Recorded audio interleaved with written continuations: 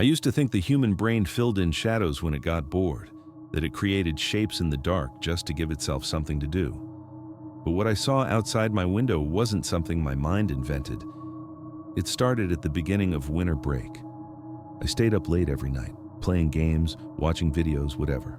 My room was on the second floor, and my desk sat right by the window. Outside was a small strip of roof, barely wide enough for snow to pile on. I'd lived there my whole life and never once had a reason to open the window. The first time I noticed something was around 1:30 a.m. I was reaching for my phone when I saw movement in the glass, not in my room, behind me, outside. I froze. There was a narrow shadow standing at the edge of the roof, not moving, not swaying, just standing there. I told myself it was a tree. The neighbor's oak sometimes cast weird shapes when the wind hit it right. So I sat back down, put on my headphones, and tried to ignore the new tightness in my chest. But every few minutes, I caught myself glancing toward the glass, and the shadow was still there, still in the same spot, still facing my window. I stayed awake until sunrise, just to make sure nothing was actually there. When the light finally crawled over the houses, the roof outside was empty, just snow and shingles. I convinced myself it was nothing. The next night, around the same time, the shadow was back. This time it wasn't at the edge of the roof. It was closer, almost directly in front of my window, like it had stepped forward one pace. I remember pushing my chair back slowly, my heart thudding so loud I thought it would wake the whole house. I leaned forward and squinted through the faint reflection on the glass. It wasn't a tree, and it wasn't my imagination. I couldn't see a face, just the outline of a person. But the shape was unmistakable.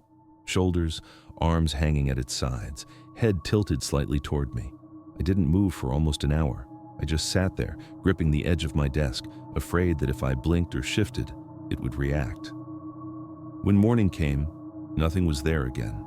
I didn't tell my parents. I didn't tell anyone. I didn't want to sound paranoid. Instead, I just started going to bed earlier, shutting my curtains before it got dark, trying not to think about how something had been standing close enough to look directly into my room. But that didn't help.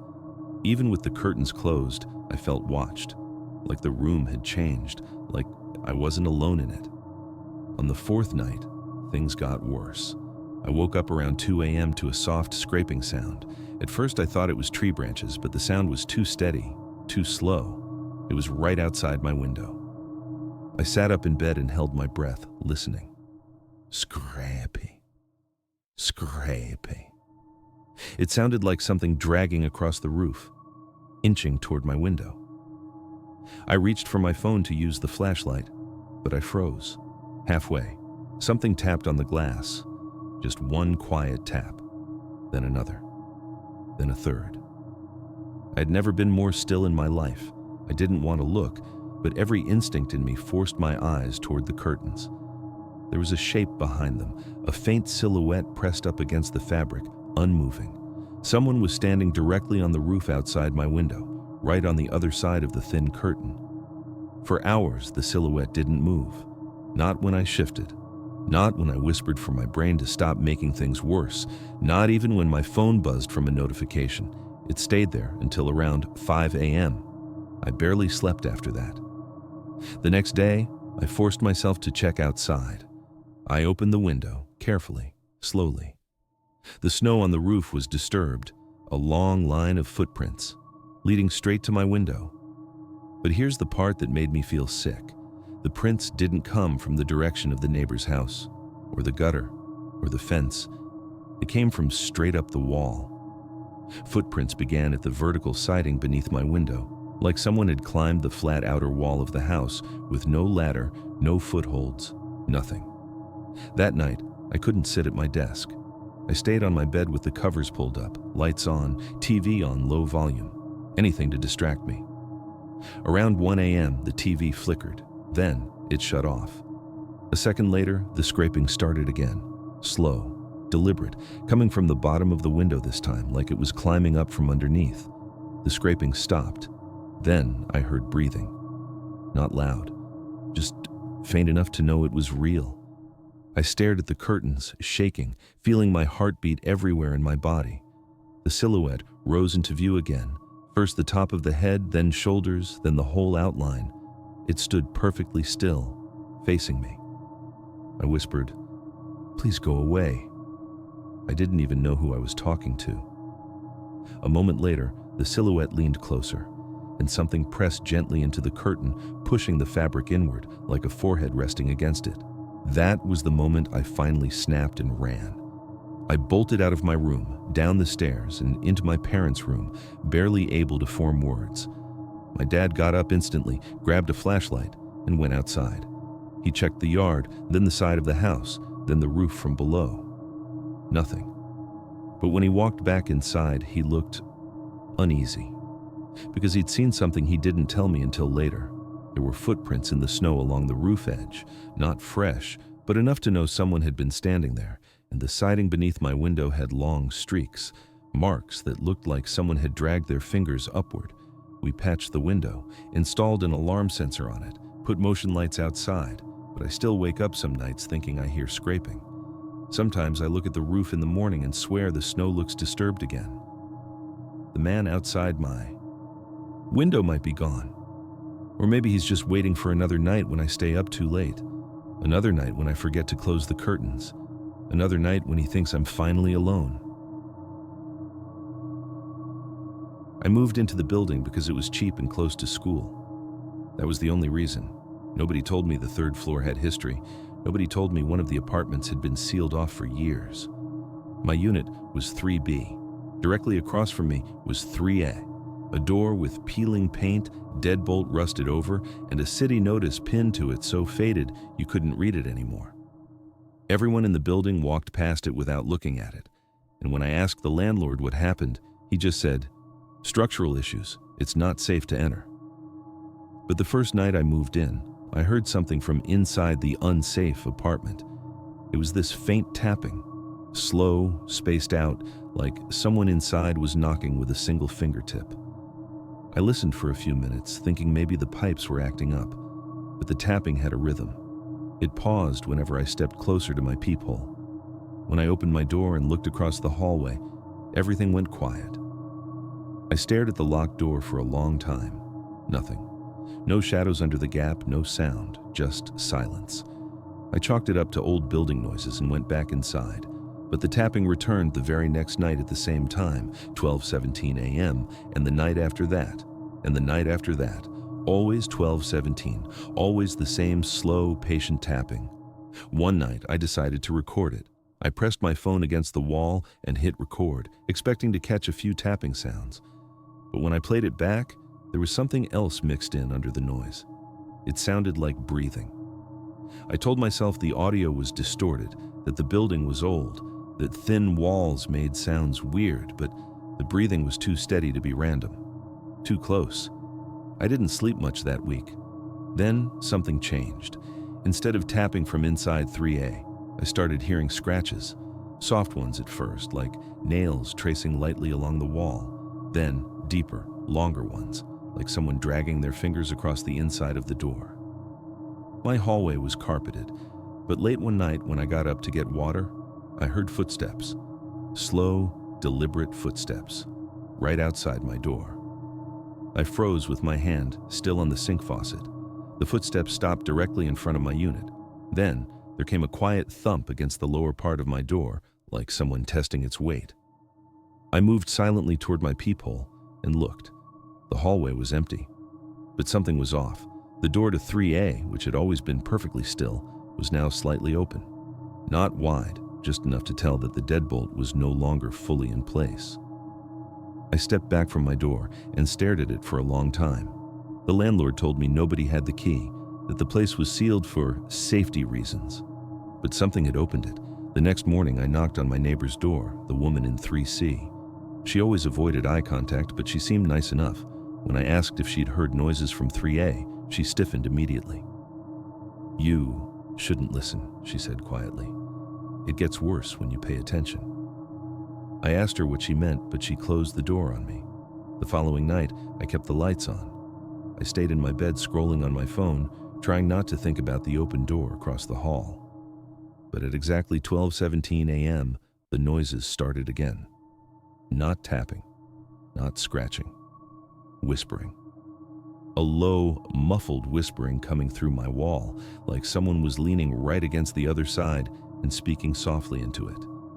I couldn't make out words, but it was definitely a voice, too close to be from anywhere else. I pressed my ear to the wall and held my breath. The whispering stopped. Then, something scraped directly behind where my head was resting. A long, slow drag from the top of the wall down to the floor. I stumbled back so fast I hit my dresser. My phone buzzed at that exact moment, a message from my neighbor in 3C. "Don't open your door." Before I could even process that, 3 slow knocks came from just outside, not on 3A, on my door. I stood there staring at it, every muscle in my body locked.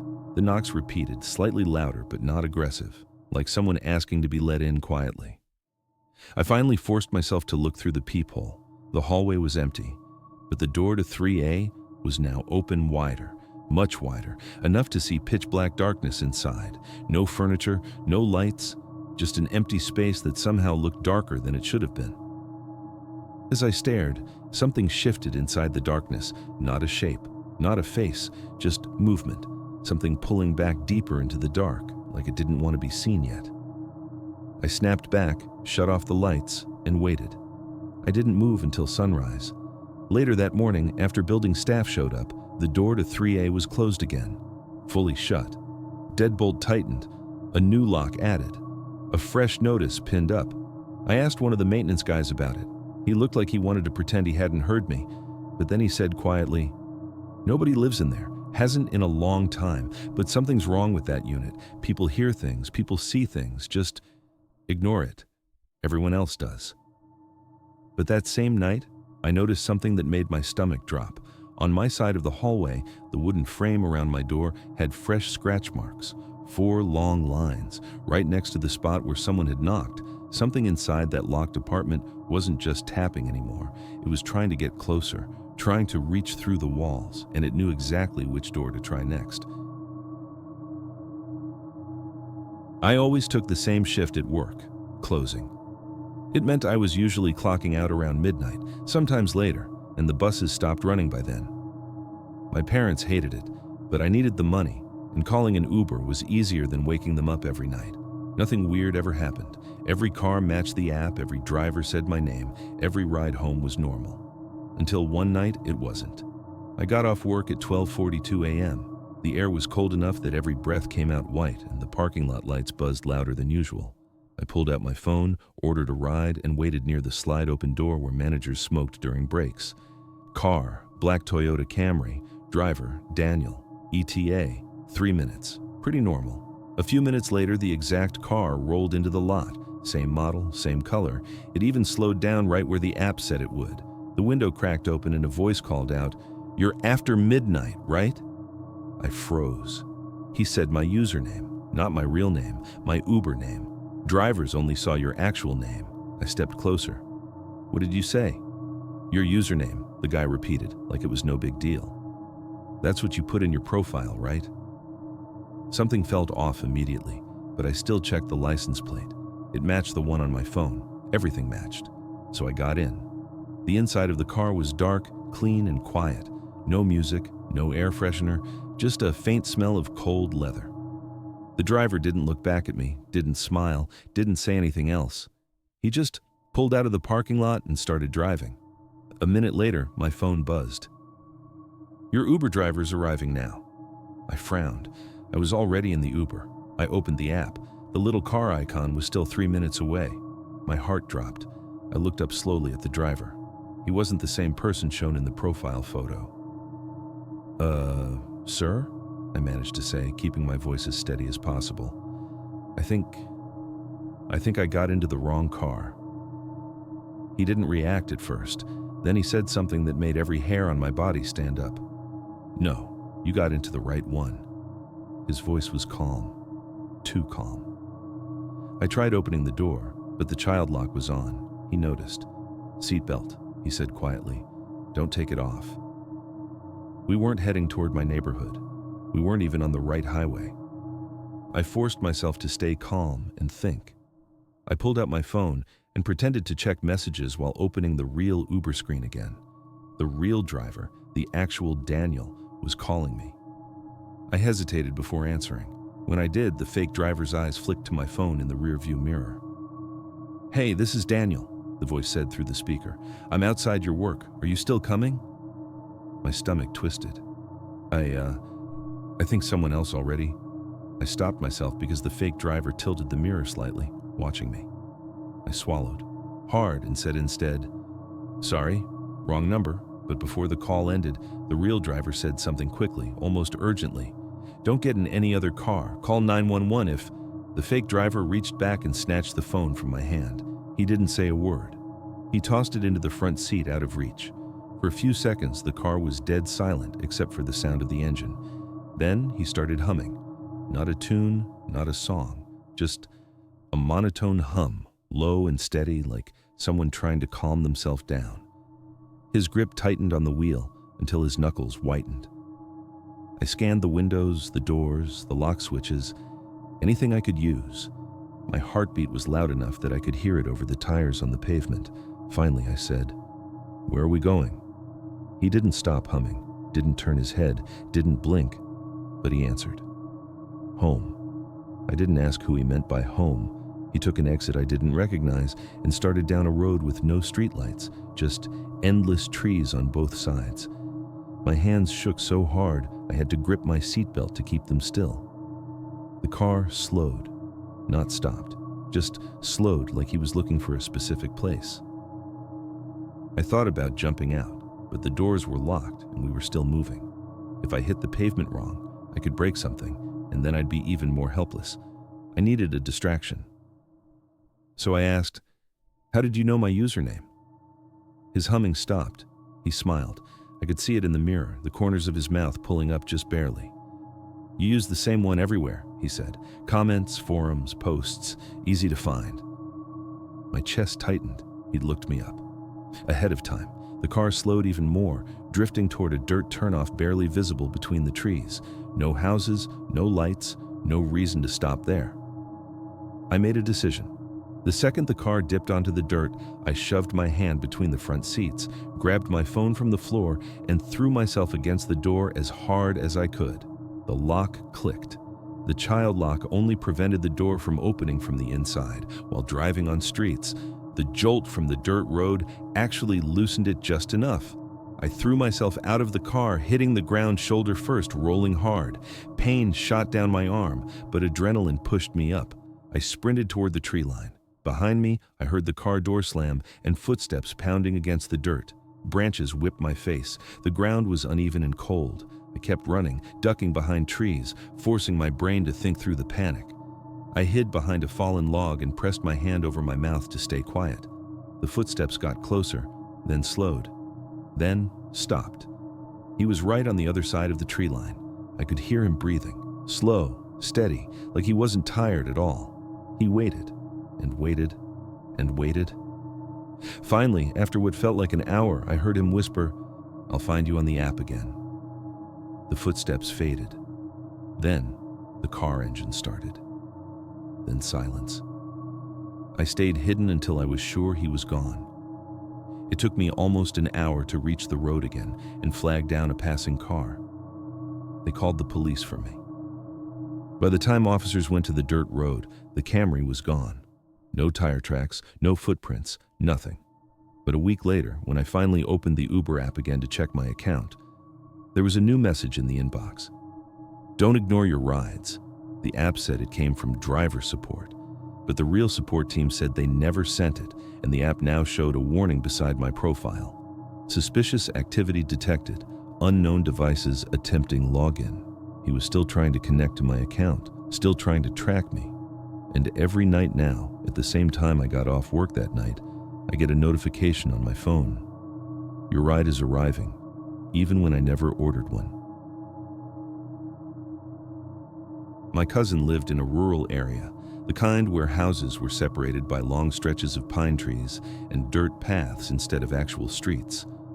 I visited him one weekend in late fall, right when the sky started getting dark at 5 p.m., and the wind made the trees sound alive. I didn't mind it at first. It was quiet, peaceful, until the second night. We were playing games in his room when the power went out. Everything shut off at once: TV, lights, Wi-Fi, and the house dropped into pitch darkness except for the faint blue sky leaking through the window. His mom lit a few candles and said the power company was already working on it. My cousin didn't care. He grabbed a flashlight, nudged my arm, and said, "Want to go outside and see if the neighbors have power?" Normally I would have said no, but I didn't want to look scared. So we stepped into the cold, walked down the driveway, and headed toward the tree line. That's when I heard it for the first time. A voice, faint but clear. Somewhere deep in the woods, it said my name, not yelled, spoken, soft, calm, like someone reciting it aloud to themselves. I stopped walking immediately.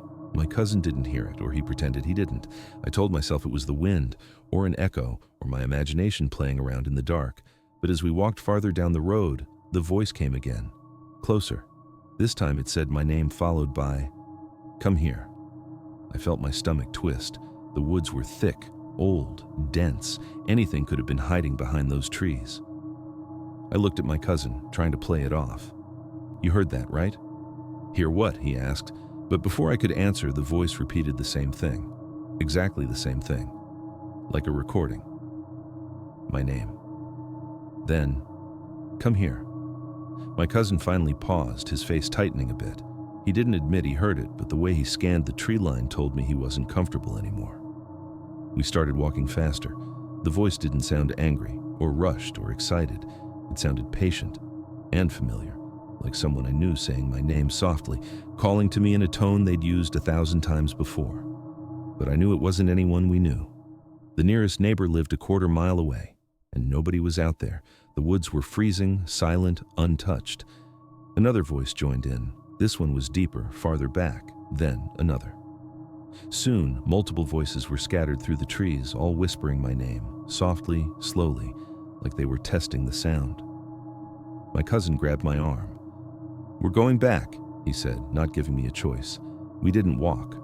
We ran. The cold air burned my lungs as we sprinted back up the driveway. Every time my foot hit the ground, the voices layered on top of each other. My name, "Come here." My name, "Come here." Right before we reached the porch, everything went silent, all at once. The woods fell completely still. No wind, no branches, moving. No voices.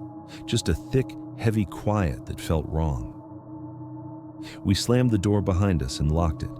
His mom asked what happened, and my cousin said we saw a raccoon. I didn't correct him. I barely slept.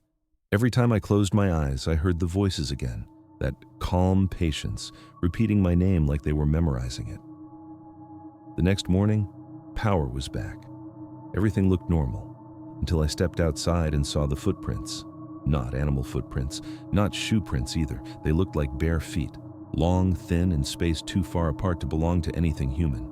They trailed out of the woods and stopped halfway up the driveway, right where we had been standing when I first heard my name. I felt sick looking at them. The grass around the prints wasn't flattened like something had walked over it. It was twisted, bent unnaturally, like the ground had reacted to whatever stepped there. My cousin's mom stared at the footprints for a long minute before telling us to get inside. When she came back in, she locked the door even though it was daytime. We didn't go outside again that weekend, but the last night I stayed there, just before I fell asleep, something happened that still keeps me up. I heard tapping on the bedroom window, soft, gentle, like someone lightly touching the glass with a fingertip. I tried to ignore it, pulling the blanket up to my face. Then a voice whispered through the window, "Come here." I froze. The whisper wasn't outside anymore. It was right at the glass, right beside my bed. I didn't look. I didn't move. I didn't breathe. The tapping continued slowly, rhythmically, like the voice was waiting for me to respond. After a minute, the tapping stopped. Then the whisper changed. This time it said, "I know you can hear me." I practically crawled out of the room and slept on the couch. We left early the next morning. When I got home, my mom asked why I seemed off, but I didn't know how to explain it. I still don't, because the part that scares me most happened after I got back. That night, when I turned off my lights to sleep, from the trees behind my own house, woods I'd lived next to my entire life, I heard a voice, Soft, patient, familiar. It said my name, and then, "Come here." I didn't think much about my old apartment after I moved out. It wasn't special, just a small second-floor place above a row of stores. But a few months after leaving, the new tenant reached out to me on Instagram. I didn't know him, never met him, never even saw him during the move. His message just said, "Hey, did you ever have weird things happen in this place?" I ignored it at first. People get jumpy living alone, and he looked young in his profile, maybe 19 or 20. But an hour later, he sent a photo. It was my old bedroom, the walls I painted, the window I used to sleep next to. Except now, in the middle of the empty floor, there was a small pile of dust and what looked like a faint footprint in it. A single footprint, not his, not mine. Too small, too narrow. He wrote, "It keeps showing up even when I clean it." I told myself it had to be from the maintenance crew, but the way he worded it, "keeps showing up," bothered me. I typed back, "Did you check your vents?" "Maybe something is falling from there." He read it instantly. "No vents above that spot." Then he sent another picture. This one made my stomach tighten. The footprint wasn't just a mark. It was like the dust had settled around an invisible foot. The shape was clean, sharp, like someone had been standing there seconds before. I asked him if he was messing with me. He answered with a video. He walked through the apartment, talking quietly. Everything looked normal. But when he pushed open the door to the bedroom, he stopped breathing. The window was open, wide open.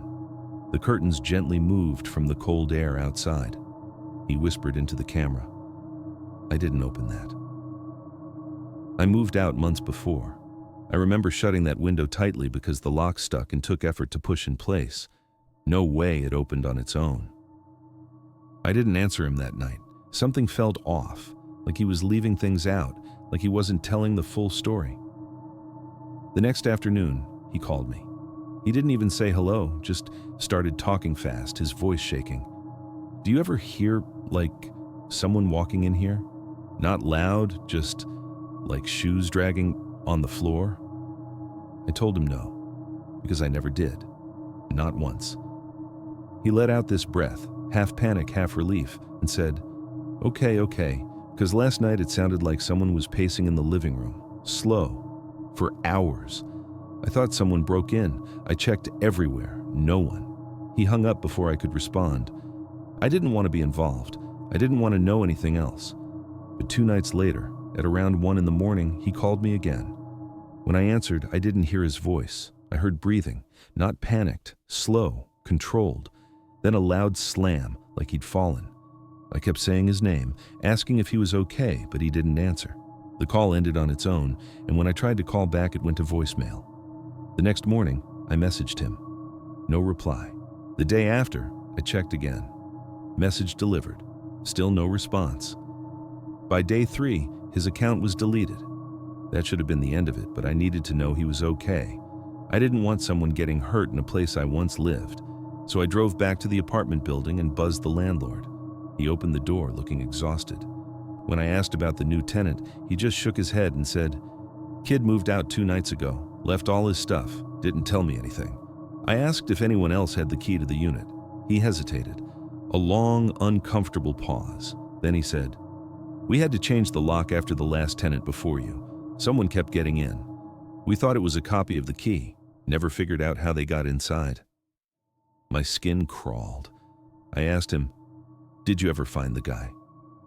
The landlord didn't look at me. He didn't have to answer. Something in that apartment never needed a key. Something that was there long before me, and didn't leave when I did. And whoever moved in next, they'll learn the same thing the kid did.